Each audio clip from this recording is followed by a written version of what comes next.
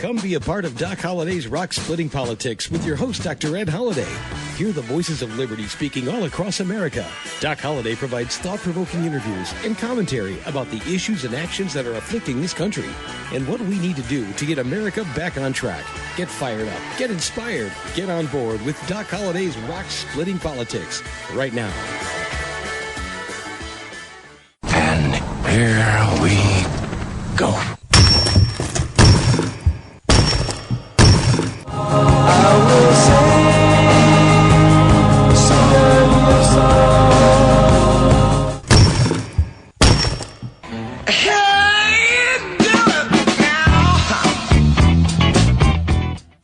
And once again, that is the sound of rock cracking. And ladies and gentlemen, there's political rocks cracking everywhere. Last week, impeachment hearings began in the United States House of Representatives. And Donald Trump went right down to Louisiana, kept campaigning, and it seems like there's a lot of enthusiasm out there for President Donald J. Trump. The stock market hit its new high.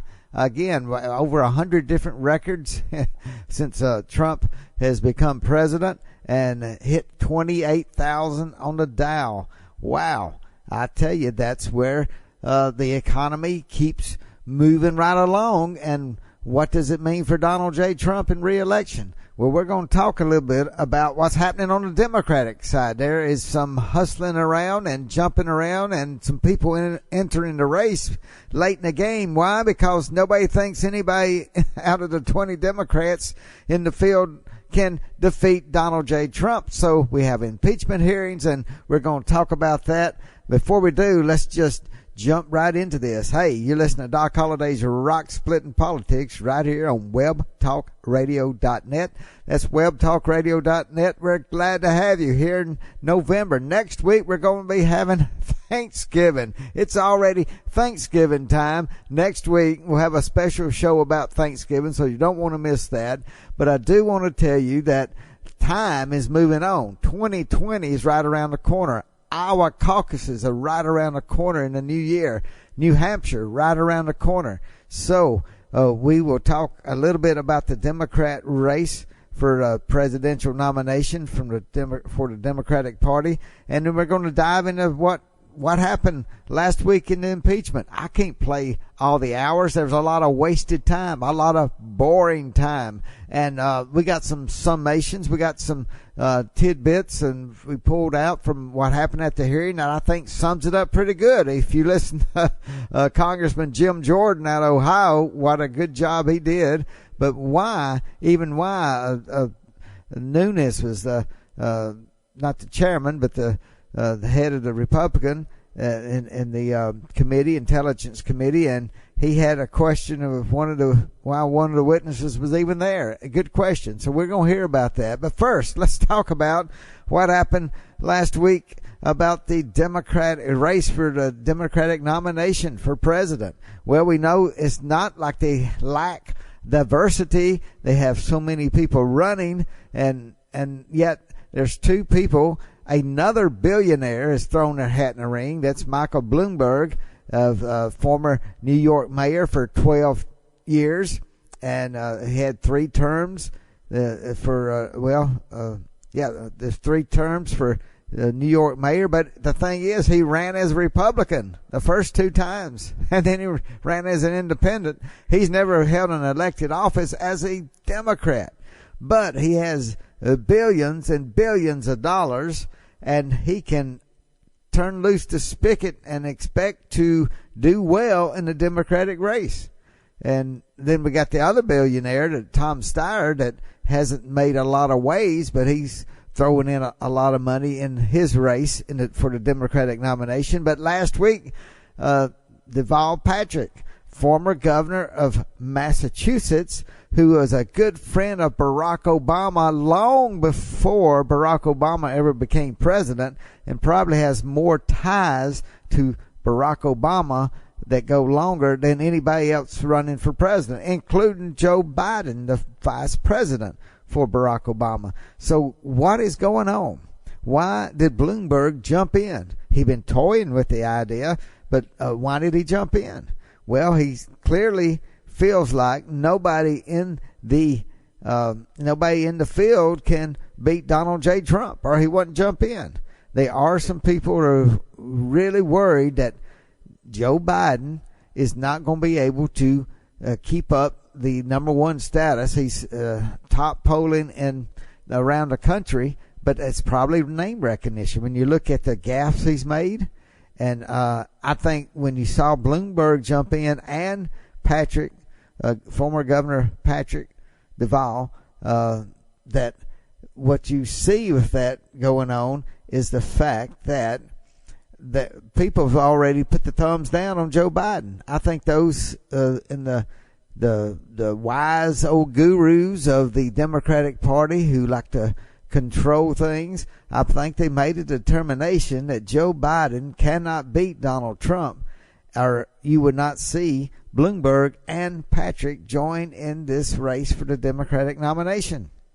One thing about Patrick, he's African American, and we know that Senator Booker and Senator Kamala Harris, both African Americans, but they have not made big waves. They've not made any dent, and they stay well below 5% in the polls. That is not what they were hoping, and you don't see way for them really to come out. You start jockeying around for positions. So why did Bloomberg get in?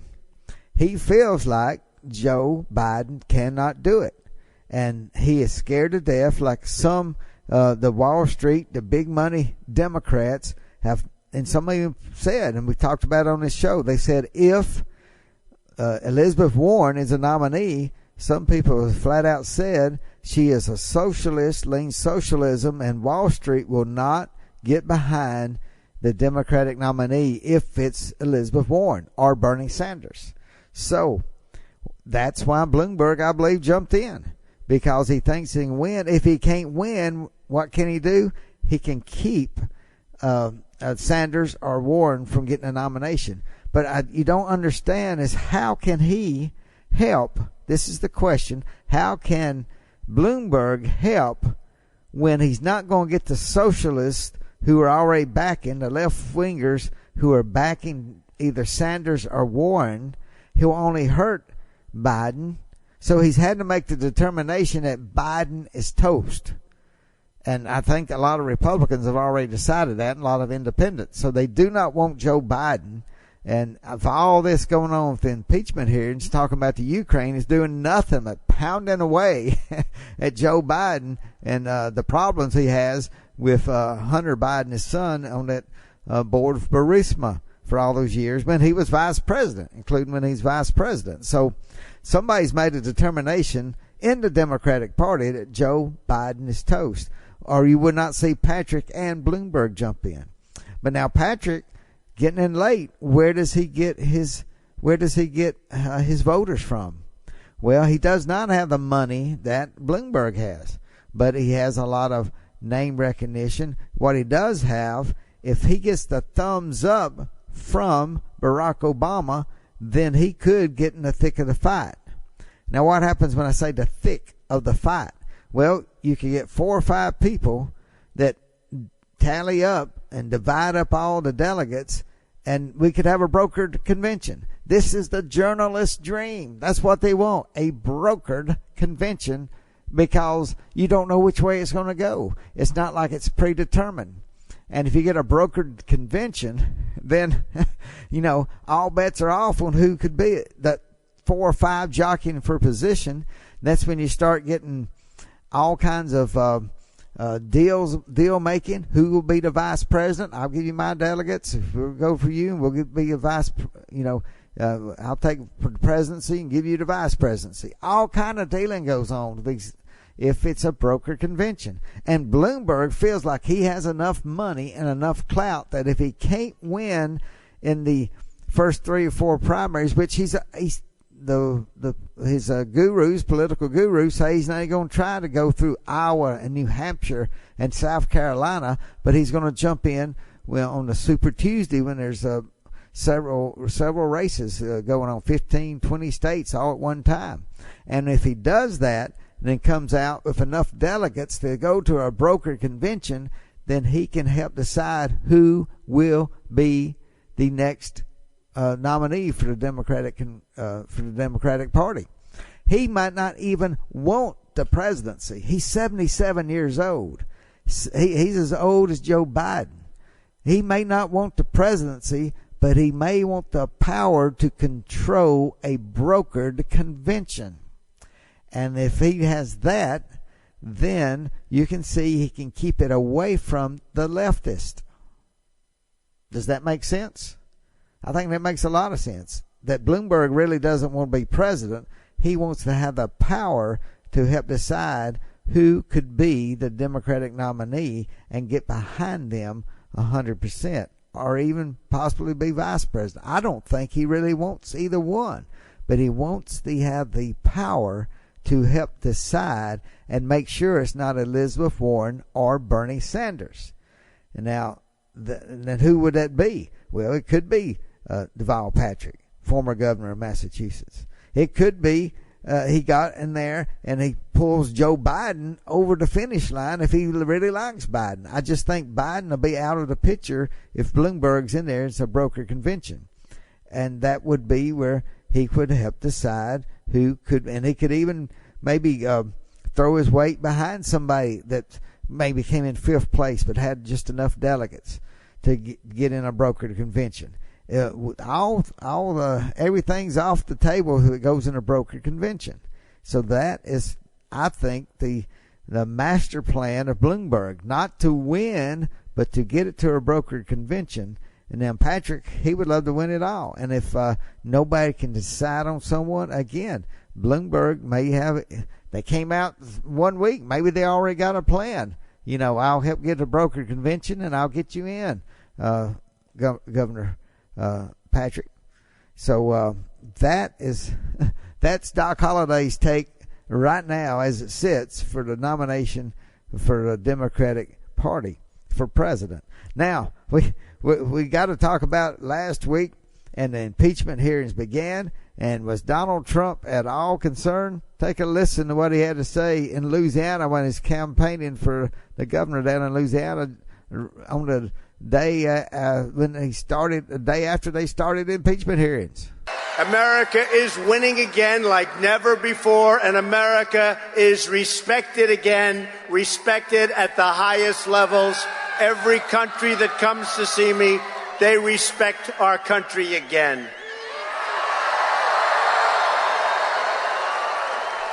But while we are creating jobs and killing terrorists, the radical left, Democrats, is ripping our country apart. They're trying to overthrow American democracy and erase the votes of tens of millions of Americans. First it was the Russia hoax. Then it was the Mueller witch hunt. You remember that one? So far, much more than 100%, because it goes before the election ever took place.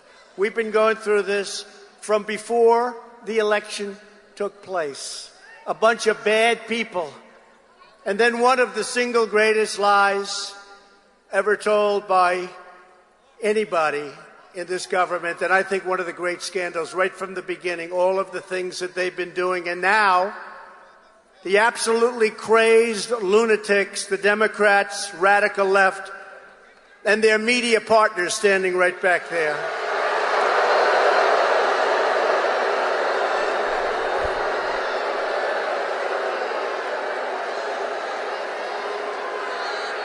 Are pushing the deranged impeachment witch hunt for doing nothing wrong. Doing nothing wrong. You know, we did nothing wrong, and they're doing nothing. True. They haven't done a thing. Since Nancy Pelosi is Speaker, they haven't done a thing. But once again, their lies will be exposed, just like the last times.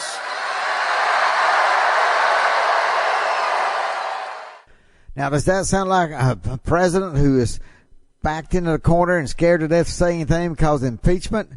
No, it sounds like a president ready to come out fighting, and he is fighting, and he's calling Democrats the far left do-nothing party, do nothing but try to impeach and try to turn the election of over, he said tens of millions, over 63 million people who voted for him. They want to overturn that election of 2016. They're doing it with these impeachment hearings. First, like he said, is a Russian hoax for two and a half years. Now it's the impeachment for this supposedly whistleblower on a phone call. And we've talked about it in previous shows. In just a few minutes, I'm going to play some of the clips that I think are imperative from last week. But first, let me remind you, you're listening to Doc Holliday's Rock Splitting Politics. You're listening to us right here on webtalkradio.net. That's webtalkradio.net. Glad to have you. Glad to have you listen to Doc Holliday's Rock Splitting Politics. We have a show up every Monday morning for our new listeners. You can go right here to webtalkradio.net, and there's other programs, good programs you want to listen to, but listen to this every Monday morning. We get a new show uploaded, so tell your friends and neighbors about it. We have people listening to us, and we have people who like our show, like our friend Todd Starnes from Fox News. Take a listen to what Ted Starnes has to say about Doc Holliday. Hello, America. Todd Starnes here from the Fox News corner of the world, and you are listening to Rock Splitting Politics. Sweet mercy. Woo, all right. That's good. Hey, that was Todd Starnes talking about Doc Holliday's Rock Splitting Politics. We got more friends out across the country and even around the world. We got people listening to us even around the world right here on the technology internet. So Doc Holliday's Rock Splitting Politics goes out to those, and some of you live in countries all over the world, and we welcome you to the show. Now listen, I do want to say that if you want a book, you can order it at www.docholliday.org. Doc Holliday spelled with 2 L's in Holiday. So you can go right to the front page of our show on webtalkradio.net. You'll see the picture of a book called Bedrock Truths. And I wrote that book with Dr. Alveda King, Dr. Alex McFarland. Love to get a copy out to you about that. I also got a book called, to help you better understand what's going on in Israel. So we can get that book out for you too. Love to do that. Just order it right there on our website, www.docholliday.org. We're glad you're listening to the show. Continue listening, because right now we got Jim Jordan. To me, this is a clip that Jim Jordan, it was in the hearing, and he was trying to get a last question in, and this is what they had to put up with Chairman Schiff of the Intelligence Committee. Some people wonder how you get to be chairman, and it's called the Intelligence Committee, and this is a clown show. Who's Bozo? Well, I think we all know that.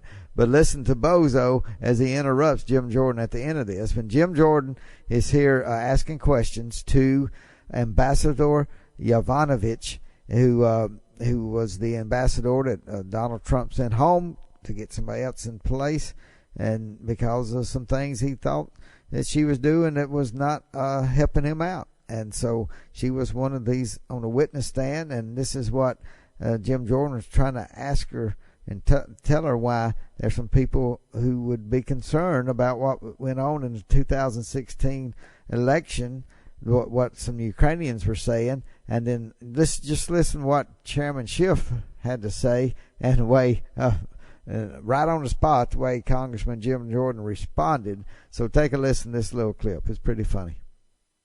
Maybe we can kind of see why the president was a little concerned when you have the highest ranking officials in the government, the ambassador, criticizing him, parliamentary member Lashchenko criticizing him, when you have Avakov, the guy who first told you about Giuliani, criticizing him.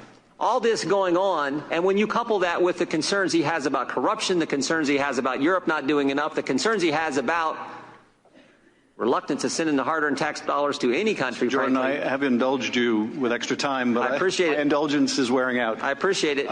There is a question. Our indulgence wore out with you a long time ago, Mr. Chairman. Well, I'll tell you that. I'm about to gavel you down, so if you have a question, I suggest you. I'm asking her: do you think there's maybe a reason that this was that President Trump's concern was justified? I can't speak for the president on this, but what I would say is. You've listed a number of actions. I think from my point of view, that doesn't that doesn't create a Ukrainian government strategy to interfere in our election. I didn't say that. Mr. Jordan, please allow the ambassador to answer the question. So I would just say that, U.S. politicians will often criticize policies of foreign counterparts, even perhaps during their elections. This happens in politics, and I think that it doesn't necessarily constitute interference. Would you ever write an op-ed critical of a presidential candidate in Ukraine? Jordan, your time has expired. Now, Congressman Schiff had earlier stopped a Republican congresswoman from trying to speak out, and he just very rudely controlled that, like I think I called him before, Stalin Jr. We're talking about a Soviet-style kind of hearing, and you could say Joseph Stalin very much instead of the word Congressman Schiff. It's Joseph Stalin Jr. That's the way it was run, a Soviet-style dictatorship where he has absolute power and won't allow certain people to be called as witnesses. The Republicans have no power at all, and they say this is democracy in work in action. Absolutely not. What is it, Jim Jordan? Tell us what it is. Well, second hearing, third witness who has no firsthand knowledge of the subject that is supposed to be the focus of this entire inquiry, third witness who never talked to the president, third witness who never spoke with Chief of Staff Mulvaney, third witness who was not on the call, third witness who wasn't even, as I said, in Ukraine when the relevant, during the relevant time frame. Wasn't even there when President Zelensky left before he was even inaugurated as the new president. So again, 4 facts, I say this every time, but it's the truth. 4 facts have never changed, will never change. We got the call transcript. There was no conditionality or linkage on the call between an investigation and security assistance. We have the 2 individuals on the call who both said that there was no pressure, no linkage. We know that the Ukrainians didn't even know aid was withheld or on hold at the time of the call. And most importantly, the Ukrainians, specifically President Zelensky, never took any official action to get the aid released. And so those facts never change and will never change. I'll let Ms. Stefanik say a word, and then we'll take the question. Sure. So this was day 2 of this so-called impeachment inquiry. But yet here in just a few minutes, we're going back to the bunker in the basement of the Capitol for another deposition that the American people won't get to see. What they also haven't seen yet are 4 transcripts of people who've already been deposed, which means under House rules, we cannot use that testimony in these proceedings. We would like to use parts of the testimony from Mr. Morrison as an example in the open hearings, but we're prohibited under House rules from doing that. So a great question for you all to ask Mr. Schiff is, when is he going to release those transcripts so we can actually use that information in the public hearings? And that's why we call him Congressman Schiff, Stalin Jr., Joseph Stalin Jr., or Congressman Schiff. Take your pick. They're both, when it comes to Soviet-style kind of hearings, that's what we're getting here. Now, what else? Well, Ranking Member Nunes, he had this to say about the hearings. Again, why was people like Ambassador Yovanovitch? She wasn't even there. She wasn't ambassador when this so-called whistleblower said a phone call was made from the President of the United States to the President of Ukraine.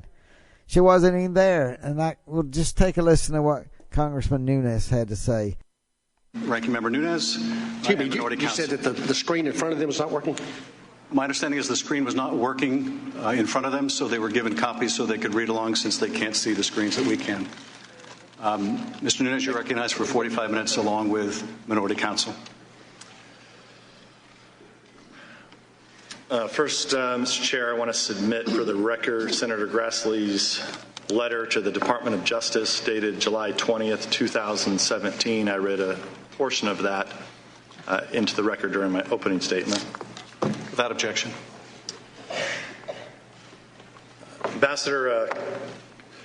congratulate you. You've been down in the secret deposition meeting rooms. You've graduated for your performance today. Later this afternoon, I should note that for the public that we will be back down in the basement of the Capitol doing more of these secret depositions. Ambassador, I don't really have very many questions for you. You admitted in your opening statement that you don't have any firsthand knowledge of the issues that we're looking into. But I do want to talk a little bit about Senator Grassley very briefly. I assume that you know who Senator Grassley is? Yes, sir, I do.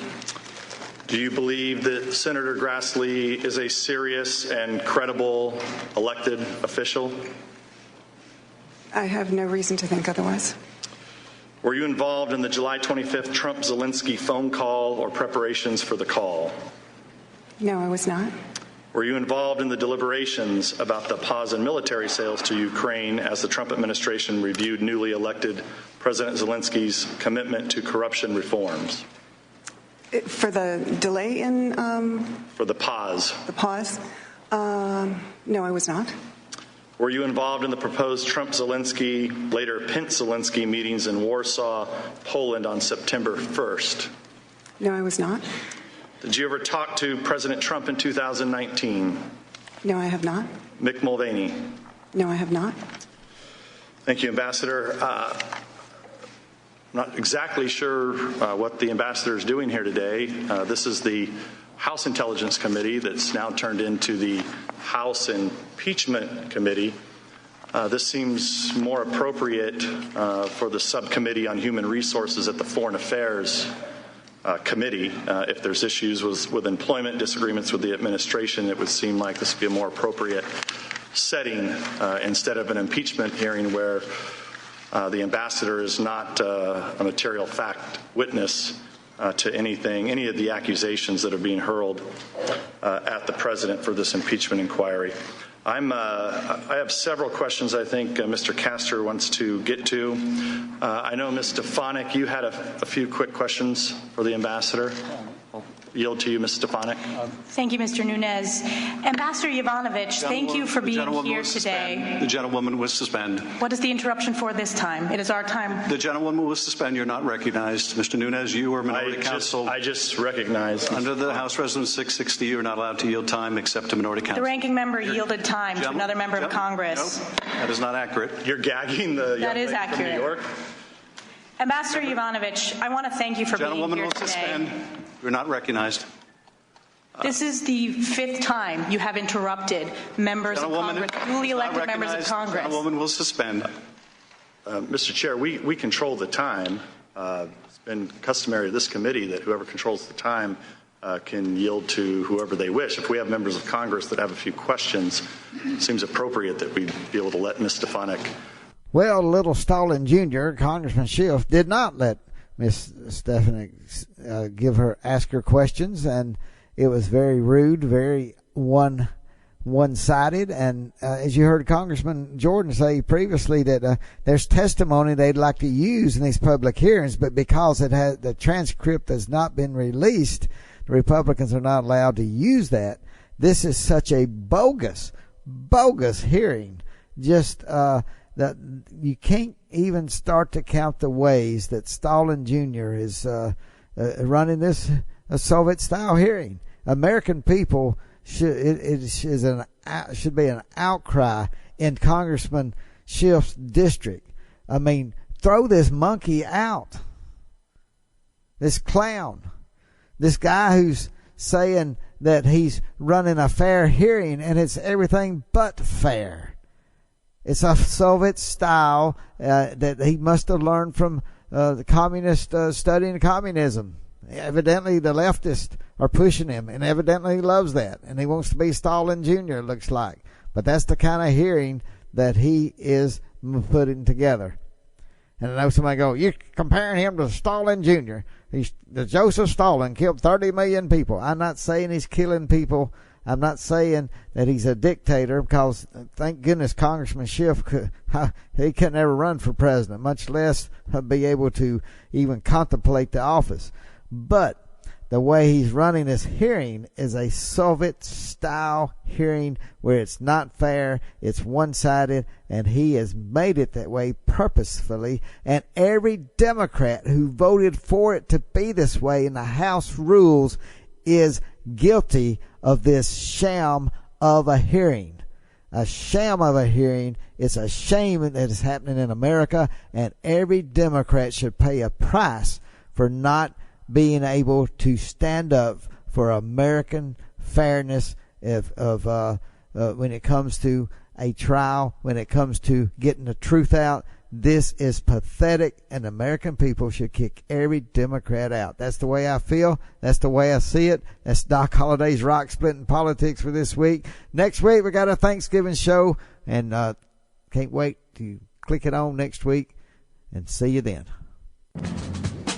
Thanks for joining us today, and remember to listen again next week for another edition of Doc Holliday's Rock Splitting Politics. You can order Ed's new book, Bedrock Truths, by clicking on the book cover right in front of you on the screen, or visit DocHolliday.org. Thanks for listening, and we'll see you again next week.